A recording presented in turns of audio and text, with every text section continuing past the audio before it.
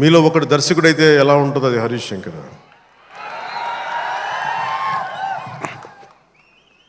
అంటే హరీష్ గురించి చెప్పాలి అంటే తెలుగు చిత్ర పరిశ్రమకి ప్రాంతీయత కులాలు ఇవే ఉండవు.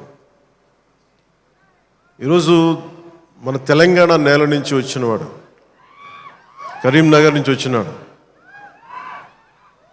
అది సినిమాని మనకి దీనికి ఎల్లలు ఉండవు, హద్దులు ఉండవు. దీనికి ఆ సినిమానా ఈ సినిమానా అని కాదు, ఇది మన సినిమా. ఇది మన దేశపు సినిమా, మన నేల సినిమా, మన నేల నుంచి పుట్టిన దర్శకుడు. ఇలాంటి అద్భుతమైన దర్శకుడు నన్ను ఇలా చూడాలని చెప్పేసి ఊహించుకొని ఇలా కావాలని చెప్పి తపన పడి, నాకు హార్స్ రైడింగ్ నాకు రాదు. నాకు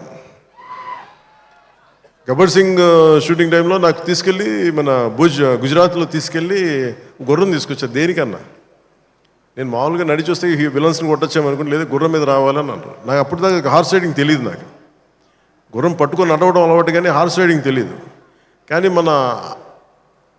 మనోడు అడిగాడు కదా, చేసేద్దామని చెప్పి గుర్రం మీద ఎక్కి దాని చెవిలో ఒకటే చెప్పాను, నన్ను జాగ్రత్తగా తీసుకెళ్ళి వదలని గుర్రంతో ఒక్కొక్క మాట చెప్పాను. అది మిరాక్యులస్గా నన్ను తీసుకెళ్ళింది. అంటే నన్ను ఎందుకు చెప్తున్నాను, ఇది మనిషి నన్ను ఎంత కోరుకున్నాడో నన్ను చాలా ఆశిస్తాడు.